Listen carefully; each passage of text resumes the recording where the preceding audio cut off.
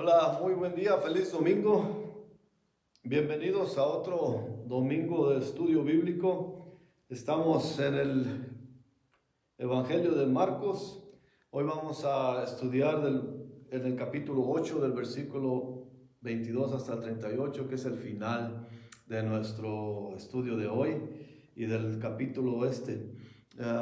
Y como siempre les exhortamos a que tengan su Biblia con ustedes para que nos sigan y vean que lo que hacemos básicamente es estudiar la Biblia. Nuevamente sean bienvenidos. Los que nos quieran apoyar también en el canal de YouTube, también está bajo el mismo nombre, Capilla Calvario Iglesia El Camino.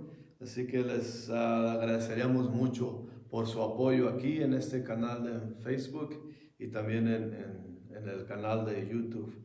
Y con eso de nuevamente les damos la bienvenida. Muchas gracias por acompañarnos.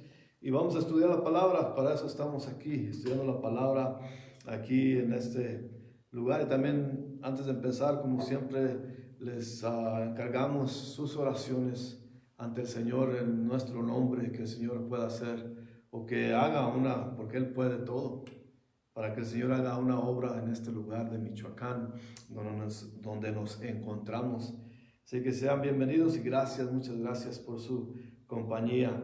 Vamos a estudiar, como les dije, del 22 hasta el final del capítulo y entraremos ya después de leer el texto, entraremos en el contexto del estudio. Dice la palabra del Señor: vino luego a Betsaida y le trajeron un ciego y le rogaron que le tocase. Entonces, tomando la mano del ciego, le sacó fuera de la aldea y escupiendo en sus ojos, le puso las manos encima y le preguntó si veía algo. Él mirando dijo: veo los hombres como árboles, pero los veo que andan. Luego le puso otra vez las manos sobre los ojos y le hizo que mirase y fuera establecido, y vio de lejos y claramente a todos. Y le envió a su casa diciendo: no entres en la aldea, ni lo digas a nadie en la aldea. Salieron luego Jesús y sus discípulos por las aldeas de Cesarea de Filipo. En el camino preguntó a sus discípulos diciendo: ¿quién dicen los hombres que yo soy? Ellos respondieron: unos Juan el Bautista, otros Elías y otros algunos de los profetas. Entonces él les dijo: ¿y vosotros? ¿Quién decís que soy? Respondiendo Pedro le dijo: tú eres el Cristo. Pero les mandó que no dijesen esto de él a ninguno. Y comenzó a enseñarles que le era necesario al Hijo del Hombre padecer mucho y ser desechado por los ancianos y por los principales sacerdotes y por los escribas, y ser muerto y resucitar después de 3 días. Esto les decía claramente. Entonces Pedro le tomó aparte y le comenzó a reconvenir. Pero él, volviéndose y mirando a los discípulos, reprendió a Pedro diciendo: quítate de delante de mí, Satanás, porque no pones la mira en las cosas de Dios, sino en las de los hombres. Y llamando a la gente y a sus discípulos les dijo: si alguno quiere venir en pos de mí, niéguese a sí mismo y tome su cruz y sígame. Porque todo el que quiera salvar su vida la perderá, y todo el que pierda su vida por causa de mí y del evangelio la salvará. Porque ¿qué aprovecha al hombre si ganare todo el mundo y perdiere su alma? ¿O qué recompensa dará el hombre por su alma? Porque el que se avergonzare de mí y de mis palabras en esta generación adúltera y pecadora, el Hijo del Hombre se avergonzará también de él cuando venga en la gloria de su Padre con los santos ángeles. Y el versículo primero del capítulo 9 va con este y con el otro, pero lo leeremos y después lo estudiaremos la próxima vez. Pero dice: de cierto os digo que hay algunos de los que están aquí que no gustarán de la muerte hasta que hayan visto el reino de Dios venido con poder. Señor, le damos gracias, Padre, por este día, domingo nuevo para nosotros, un domingo nuevo de estudio bíblico, Señor. Venimos ante usted pidiendo su presencia, Señor, rogándole por el Espíritu Santo que nos dé, que nos ayude a comprender su palabra y a estudiarla. a ser regidos por ella y a vivir de acuerdo a su palabra, Señor.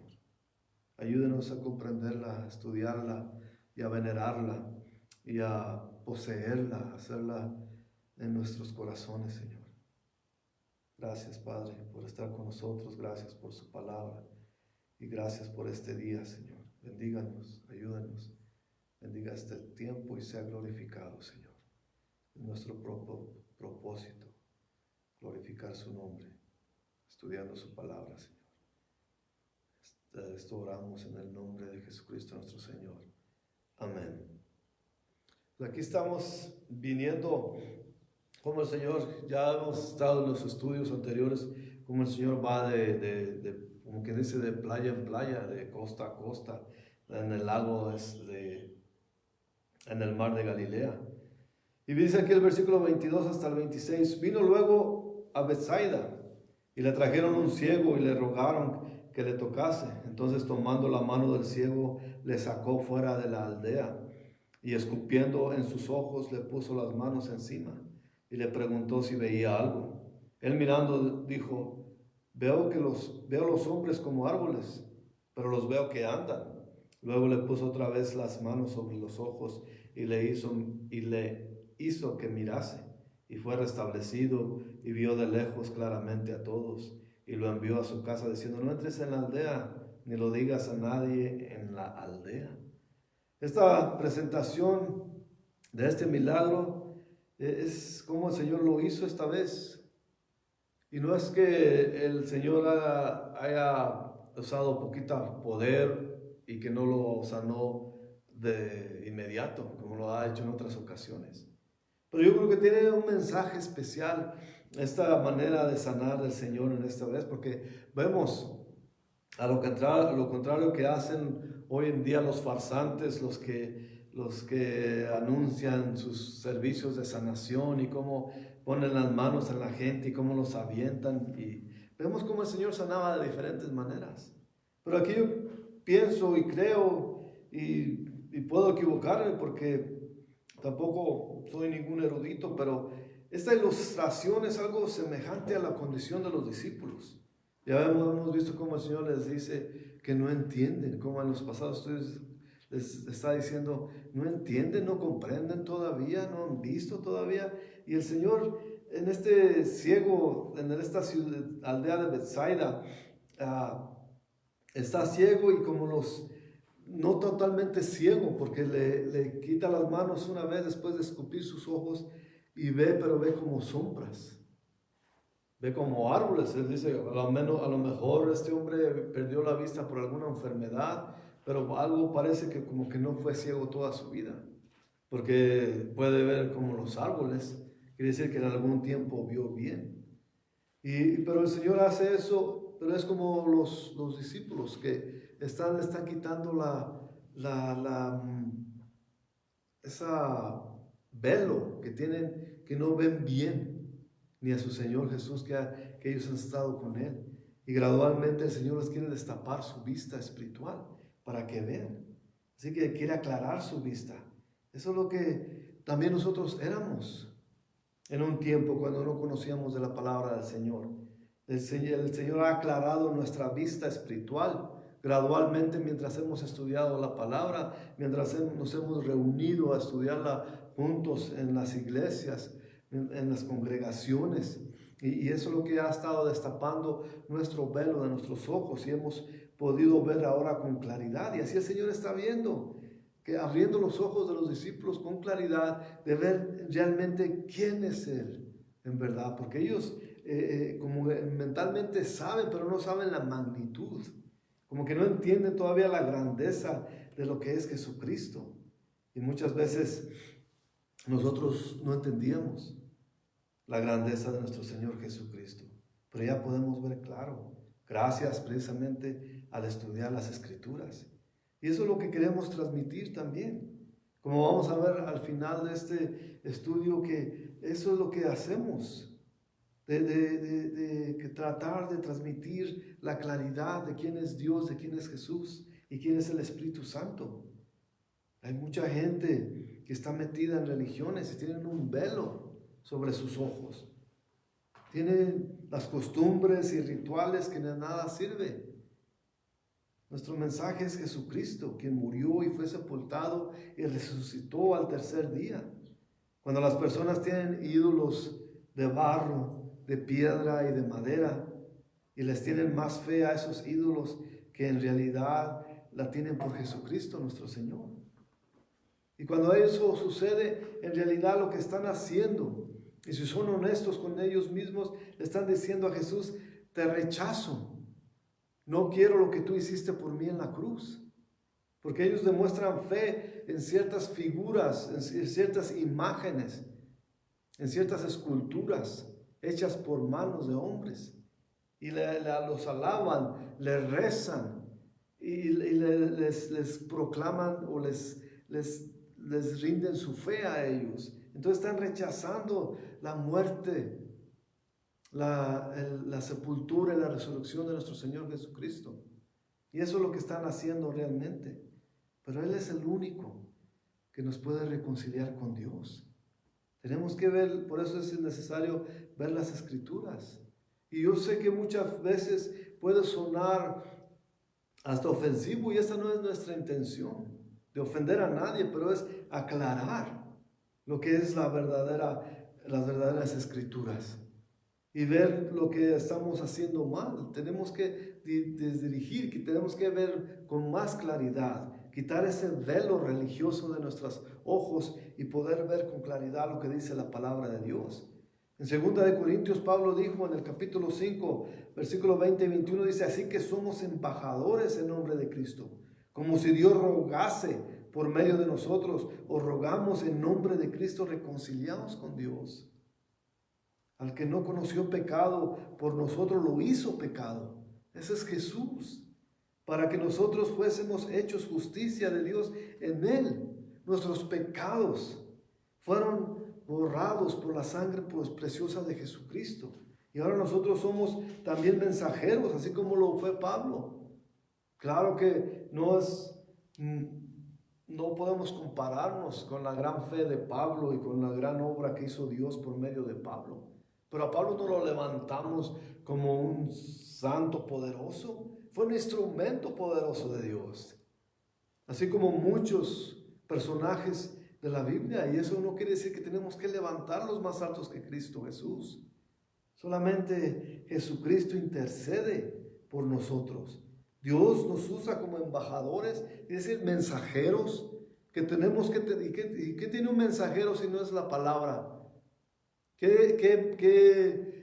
hace un mensajero? Da el mensaje. Y nuestro mensaje es precisamente Jesucristo, nuestro Señor, nuestro Redentor, que tuvo que ir a la cruz. Y veremos más adelante que era necesario todo eso. Entonces es manera. Y yo creo que pensarán que, bueno, ¿qué contexto tiene eso con el ciego en Betsaida? La ceguera espiritual que podemos tener puede ser despejada, puede ser abierto nuestros ojos espirituales por medio de la palabra del Señor. Y vemos que en Betsaida el Señor había hecho milagros y ellos no habían sido receptivos a los milagros de Jesús ni al mensaje de nuestro Señor.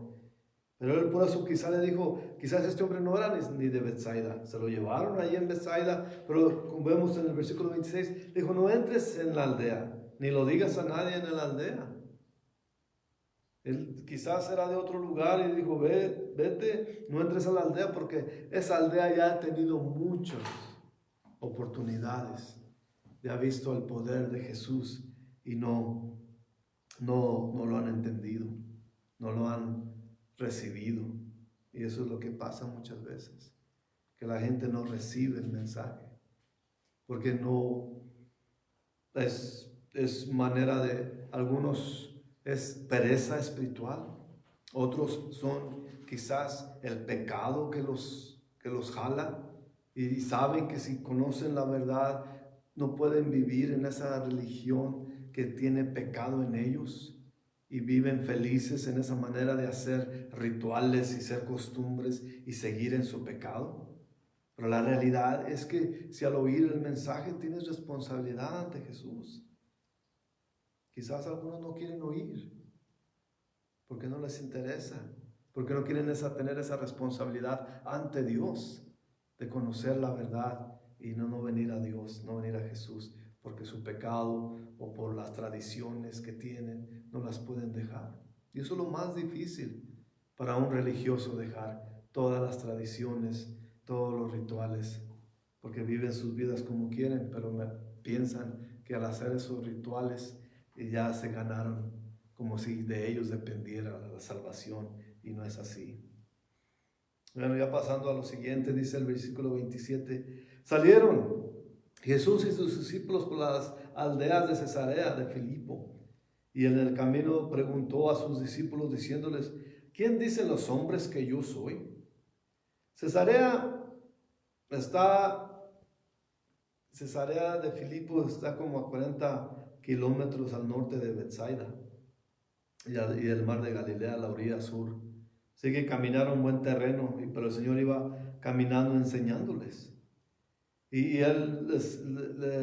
ese lugar tiene significado y por eso tenemos que nombrar o recalcar la zona geográfica donde estaban, porque ese lugar es a la orilla del monte Hermón, el cual se llama hoy día Banías, y es una de las fuentes que es como un arroyo que se caía por un desfiladero o cae, no sé en este tiempo, pero era uno de los riachuelos o arroyos que desbocaban en el río Jordán. Pero ese lugar en particular es un desfiladero rocoso que se levanta como unos 40 más o menos metros sobre la aldea. Muchos ídolos fueron esculpidos allí, es por eso quería traerlos a este punto, de esta zona, porque allí había muchos ídolos esculpidos en esas rocas callosas. Y al encontrarse en ese lugar, Jesucristo es impactante, porque vemos que el contraste entre Jesucristo y estos dioses locales, dioses con D chica, es el contraste que tienen esos dioses locales. Y eso es muy impactante, debe haber sido muy impactante encontrarse en ese lugar y que Jesús está delante de sus discípulos. Y tengamos en mente que no solamente quizás sus discípulos están rodeando al Señor, pero hay gente siguiéndolos, quizás a la distancia. Y al rato vamos a ver que están tan cerca que el Señor los puede llamar, pero eso lo veremos después. Pero tengamos en mente eso, que en ese lugar estaban esos ídolos de piedra que habían sido esculpidos, y ahí está el Dios viviente preguntándole a sus discípulos si es solamente cabe eso. Eso se ha sido algo impactante para ellos, ver todos esos ídolos de piedra en las rocas callosas y tienen al Dios Todopoderoso delante de ellos preguntándole, ¿quién dicen los hombres que yo soy? O como dice textualmente la Escritura, ¿quién dicen los hombres que soy yo? Esto ha sido totalmente espectacular para los presentes ahí. Y dice el 28, ellos respondieron, unos Juan el Bautista, otros Elías y otros algunos de los profetas. Entonces acordémonos que estos discípulos están con lo que dijo Herodes Antipas de nuestro Señor cuando oyó acerca de él. Que dijo Herodes Antipas, a ese Juan Bautista que yo decapité, que volvió a la vida. Y por eso que quizás eso me trajo a la mente cuando leí esto, que respondieron los discípulos, que contestaron que unos decían que Juan el Bautista, otros Elías, y todo eso. Eso es lo que la gente decía, las misconcepciones populares acerca de quién es Jesús. Pero aún así no le prestaban el respeto los líderes religiosos, porque si hubiera sido Juan el Bautista, aunque ellos no metieron la mano cuando Herodes lo decapitó, habían sentido alguna clase de respeto por él, pero no tenían respeto para nuestro Señor Jesús. Pero eso es lo que la gente dice. Y vemos el versículo 29, dice, entonces él les dijo, ¿y vosotros quién decís que soy? Respondiendo Pedro le dijo, tú eres el Cristo. En el Mateo dice, tú eres el Cristo, el Hijo del Dios viviente. Pero Jesús, después de estas respuestas, enfáticamente les preguntó a sus discípulos, por su entendimiento, la palabra ustedes es prominente. Sí, la gente dice eso, pero ustedes. Es para ustedes es la pregunta. Y Pedro respondió, tú eres el Cristo. Jesús quiere que sus discípulos entiendan firmemente su verdadera identidad, antes que Él les revele la necesidad de su próxima muerte y resurrección. Los discípulos entienden que los líderes religiosos como que no les cabe en la cabeza por qué lo oponen tanto y tan declaradamente están en contra de nuestro Señor Jesús. Pero esa falta de entendimiento de los discípulos se opacó cuando Pedro hizo esa exclamación, esa confesión maravillosa que le dijo, tú eres el Cristo. ¿Y qué es el Cristo? El Cristo es un título. Nosotros estamos acostumbrados a llamarle Jesús Cristo. Pero Jesús es su nombre, su título es el Cristo, el Mesías. Y aunque él nunca lo usaba porque tenía cuidado de usar ese nombre de Mesías. Pero él les mandó, dice el versículo 30, que no dijesen esto de él a ninguno. Y precisamente de ahí viene lo que acabo de decir, de que él nunca quería que las demás y los opositores supieran que él se declara Mesías. Y por eso les da esta advertencia, que no dijeran a nadie acerca de él. Parece un tanto también extraña para nosotros. Esta explicación se da por el hecho de que los judíos esperaban al Mesías. Pero no esperaban al Mesías como que Jesús es. Ellos querían otro Mesías. Y hay muchos que todavía esperan a otro Mesías. Muchos judíos todavía están esperando a otro Mesías. No recibieron a Jesús como su Mesías. No lo reciben. Pero él lo que trataba la primera venida de Jesús se trataba de algo que ellos no querían, porque ellos querían un libertador político, alguien que los liberara de la opresión romana. Pero la primera venida de Jesús se trata de cumplir otra clase de liberación del pecado. Jesús fue cuidadoso de no usar este nombre Mesías una vez más públicamente porque era mal entendido por la gente judía, los líderes y las autoridades romanas. Porque si ellos creían, lo iban a levantar como líder, como caudillo, como un revolucionario político. Y claro que no iba a entrar en los planes que tenía nuestro Señor Jesús. En sus palabras y en sus obras Jesús dio toda la evidencia a la gente que Él es el Hijo de Dios, el Mesías. Pero no entendieron el mensaje. Ni en ese tiempo ni ahora entienden, hay muchos que no entienden el mensaje. Muchísima gente religiosa que no entiende ese mensaje. Y en lugar de diligentemente buscar la verdad en las Escrituras, la gente cree que lo que los herejes dicen. Y los siguen, y a ellos haciendo tales cosas se desvían de la verdad. Y adoran imágenes e ídolos en lugar de alabar al Cristo, el Hijo del Dios viviente. Porque como dije hace rato, Pablo, por ejemplo, y todos los apóstoles fueron un gran ejemplo. Porque ellos finalmente entendieron. Ya después que murió Jesús, resucitó y ascendió al Padre, ellos ya entendieron y dieron su vida por Él. Y eso ellos ya entendieron, ya comprendieron quién realmente es Jesucristo. Y por eso dieron su vida dando el mensaje. Ellos fueron asesinados, sacrificados. Pero a ellos no les importó porque ellos ya tenían eso. Y como vamos a ver al final de nuestro estudio, ellos levantaron la cruz y siguieron a Jesús. Siguieron dando el mensaje, toparan lo que toparan. A muchos que ahora nos arrugamos a la primer dificultad, nos arrugamos a los ataques del enemigo, nos arrugamos cuando la gente nos minimiza, cuando la gente se burla de nuestra fe.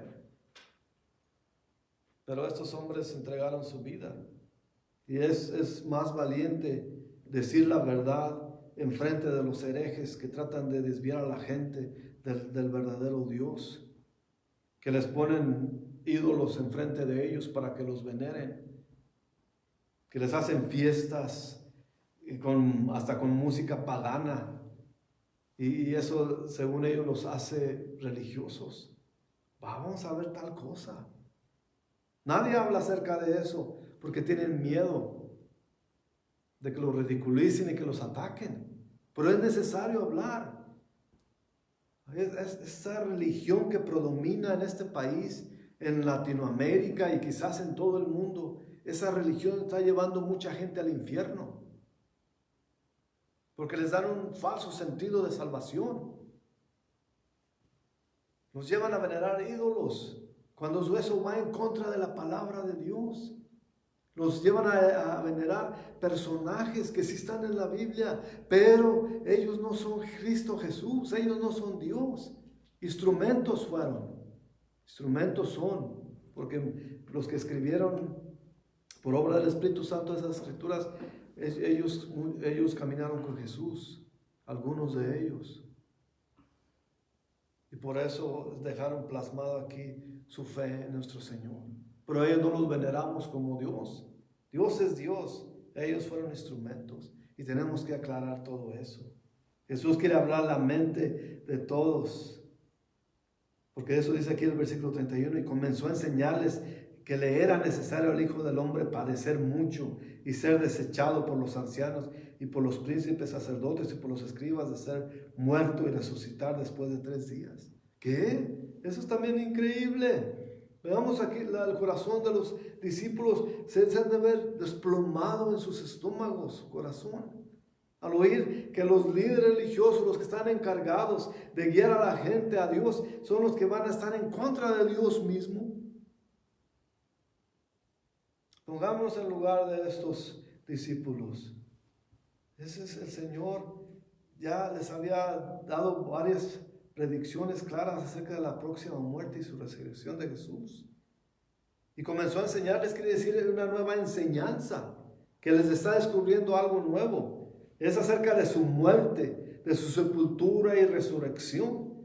El Hijo del Hombre es un título que solo Jesús usó de él mismo. Con ello él define su ministerio en términos de sufrimiento inicial, seguido por la gloria venidera. Pues no hay gloria si no hay sufrimiento primero. Los ancianos y los principales sacerdotes y los escribas eran los que formaban la autoridad del consejo del Sanedrín. Estos hombres serán los que condenen a muerte a Jesús. Las personas que están encargadas de dirigir la fe del pueblo son los que van a querer matar a Dios. Hay muchos líderes religiosos de diversas religiones que se encargan de apartar a la gente del camino de Dios. Pero mucha gente ya conoce la verdad. Si lo siguen es porque ellos mismos, en su pleno conocimiento, rechazan a Dios. Así que quizás el mundo y los líderes religiosos de ese tiempo y de hoy en día todavía tienen ese velo que no entienden, que no pueden ver. Ojalá sea así y que se les caiga ese velo. Y que orar por ellos, porque es triste ver que esa religión de la que hablé hace rato, la más grande del mundo, si vamos a sus templos, a sus capillas, tienen a Jesús crucificado. Todavía lo tienen en la cruz. Eso nos lleva a entender el estado donde están. Pero Él ya no está en la cruz. Él ha resucitado. Y ese es todo el núcleo de nuestro cristianismo, que Él no se quedó muerto, resucitó y ascendió al Padre y está sentado a la derecha intercediendo por nosotros. Y eso es lo que no entienden los líderes religiosos. Desvían a la gente sin ningún temor a Dios. Porque se supone que si eres líder, tienes que entender lo que enseñas. Pero si lo que enseñas está erróneo, entonces no se te ha caído ese velo. Esto es para aclarar plenamente todo lo que Jesús dijo. Y él en esta ocasión no habló con parábolas.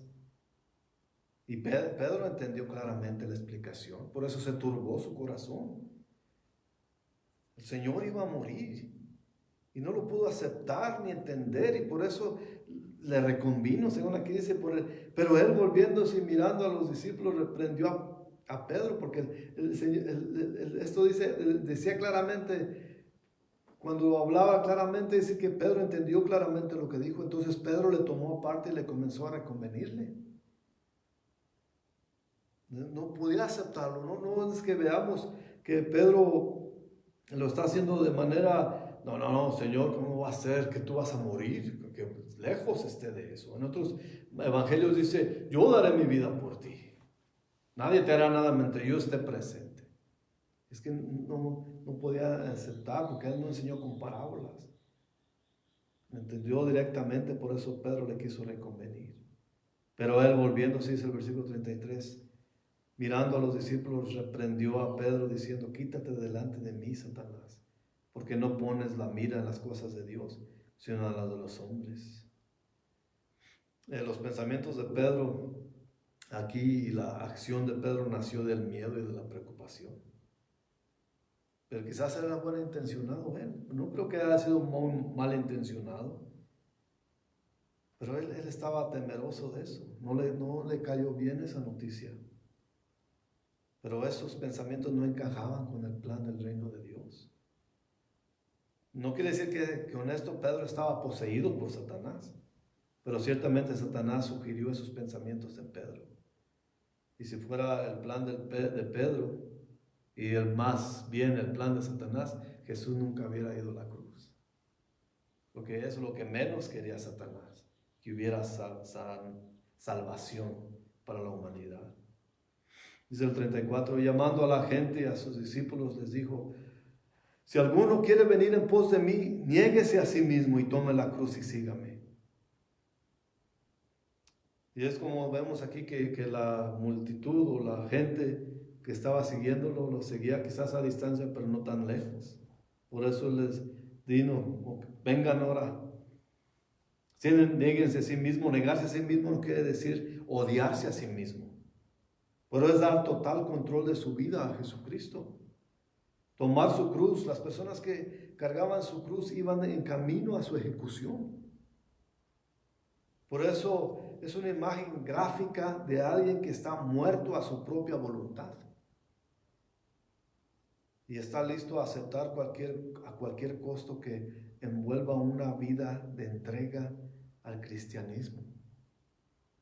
El llamado de Jesús al discipulado está dirigido a cualquiera que desee venir en pos de él. Él no dice, vayan a tal santo y él les guiará y los traerá a mí. No dice, vengan en pos de mí, de él. Lo único que les restringe es a la gente el venir en pos de él, es su propia incredulidad y su propia falta de voluntad de hacerlo. Porque pues yo estoy a gusto aquí, sí, te han dicho que esta religión no está buena, pero aquí estoy a gusto. Que la gente me admira, la gente dice qué buen religioso soy, y la gente habla de mí con bien. Así que mientras la gente piense que soy religioso, aunque mi vida vaya a un abismo y que al morir me voy a ir al infierno, ese es el precio que van a pagar. En los días de Jesús, cuando alguien tomaba su cruz, era un acto público y no una decisión privada. Por eso es que nosotros enseñamos y oramos y también tratamos de que la gente públicamente ore para recibir a Cristo Jesús. Porque continúa nuestro Señor Jesús diciendo en 35 y 36, porque todo el que quiera salvar su vida la perderá, y todo lo que pierda su vida por causa de mí y del Evangelio lo salvará. Porque ¿qué aprovechará al hombre si ganare todo el mundo y perdiere su alma? El discipulado es cosa de ganancia o y pérdida.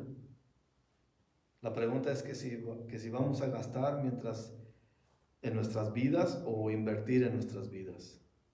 Gastar, ¿qué quiere decir gastar? Eliminar, gastarlo, sacarlo. Invertir quiere decir tener alguna ganancia. ¿Y qué invertimos nosotros? Nuestra entrega a Jesús. ¿Y qué es la ganancia que tenemos? La vida eterna, en su presencia, por toda la eternidad. Notemos la advertencia severa de Jesús que nos da aquí. Una vez que ya hemos gastado nuestra vida, no podemos ganarla de nuevo.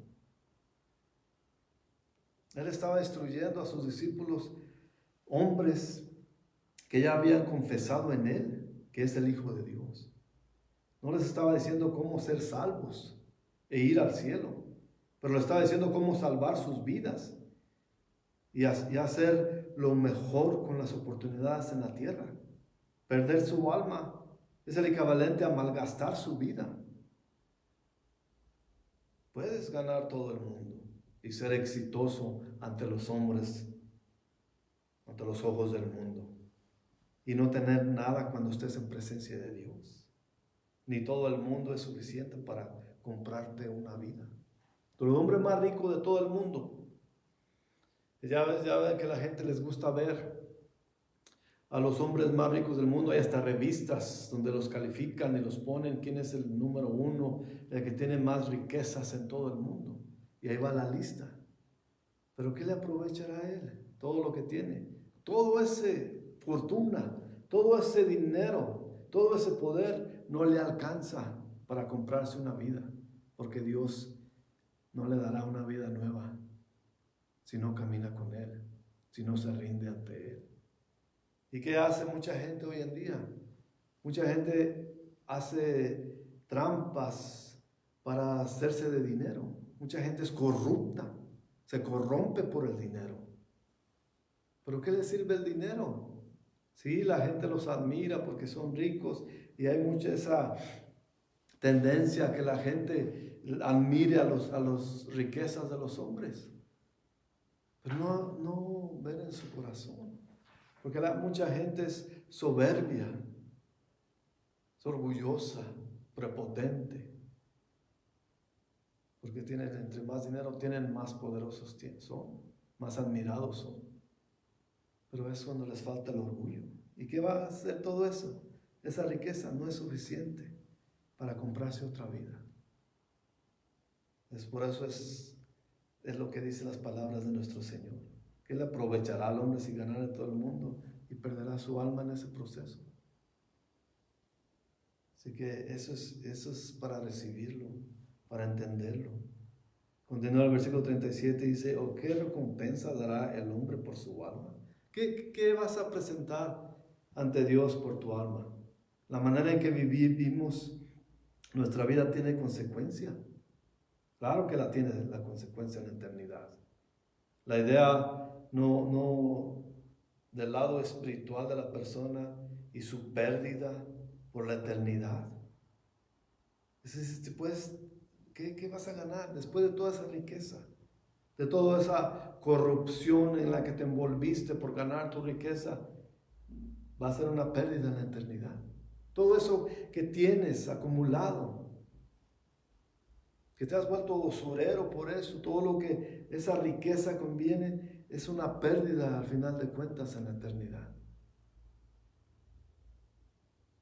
Esa manera de vivir es fallar en ser fiel para el reino de Dios. Y dice, continúa ya para terminar el versículo 38, dice, porque el que se avergonzare de mí y de mis palabras en esta generación adúltera y pecadora, el Hijo del Hombre se avergonzará también de él cuando venga en la gloria de su Padre con los santos ángeles. ¡Wow! Esto es increíble. Y lo dice plenamente. Esta no es tampoco una parábola. Lo está hablando directamente. Cuando venga en la gloria de su Padre, es el primer vistazo del cumplimiento de toda la historia. ¿De cuál historia? Veamos 1 Corintios capítulo 15, versículo 24 al 28, Pablo dice: luego al fin, cuando entregue el reino al Dios y Padre, cuando haya suprimido todo dominio y toda autoridad y potencia, porque preciso es que Él reine hasta que haya puesto a todos sus enemigos debajo de sus pies. Y el postrer enemigo que será destruido es la muerte, porque todas las cosas las sujetó debajo de sus pies. Y cuando dice que todas las cosas han sido sujetadas a Él, claramente se exceptúa aquel que sujetó a todas las cosas. Pero luego que todas las cosas le estén sujetas, entonces también el Hijo mismo se sujetará al que le sujetó a Él todas las cosas, para que Dios sea todo en todos. Todos los que reinarán con Cristo invierten sus vidas en lo duradero, en lo que va a permanecer. Todos los que están dispuestos a confesar a Cristo como Señor y Salvador serán recompensados ante el Padre que está en el cielo. Por eso no nos debe de avergonzar hablar con la verdad, de decir a aquellos que tienen una religión que no los lleva a nada enriquecedor. Estamos hablando eternamente. Tenemos que hablarle con la verdad, si lo aceptan o no. Eso es cosa de ellos, pero nosotros que no falte la verdad. Y si vamos nosotros, vamos a confesar a Jesucristo como nuestro Señor y Salvador. Y no hay nada ni nadie que sea corredentor o redentor chiquito o grande. Solamente Jesucristo es nuestro redentor. Dios, que eso es lo que la palabra de Dios dice. Y en esa nos sujetamos, y en esa nos apoyamos, y en esa vivimos. Porque hay muchos que tratan de transgiversar la palabra de Dios y leen y la interpretan mal, y la hacen con toda seguridad, y hasta la gente les puede creer. Pero si no es por medio del Espíritu Santo, no creamos en los herejes que nos causan división, que nos causan la desviación de nuestra salvación. Así que meditemos en eso. Vamos a orar. Señor, le damos gracias por su palabra. Y le pido, Señor, que yo no haya sido ningún estorbo para que los que están viendo este estudio hayan entendido lo que su palabra es, lo que su palabra dice. ¿Quién es usted? Señor Jesús, el Cristo, el Hijo del Dios viviente, nuestro Salvador, nuestro Mesías, nuestro Redentor, el único que estamos viendo que va a ir en este punto de las Escrituras, va a ir a la cruz por nuestra salvación, Señor. Le damos gracias, Señor. Si hay alguien, Señor, que esté viendo este video, está en vivo o este video ya después, le pido, Señor, que obra en la vida de esa persona, de este hombre o de esta mujer, de este joven o esta joven, que este obre de sus corazones y que puedan entender y que se le caiga la ceguera de sus ojos espirituales, Señor. Le pido que obre en las vidas de ellos y que ellos puedan rendir su vida y se la entreguen a usted, Señor. Ese es nuestro deseo, Padre. Por lo demás, Señor, le pido por los que están acompañándonos, que ya tienen una relación con usted. Y pedimos por nosotros y por ellos, pidiéndole que provea por las necesidades, que toque y sane enfermedades, que bendiga los hogares, Señor. Le pedimos todo esto en el precioso, majestuoso, hermoso nombre de nuestro Señor Jesucristo. Amén. Muchas gracias por habernos acompañado. Nos veremos la próxima vez. Y si nos comparten, les agradeceremos también. Hasta la próxima. Dios los bendiga grandemente.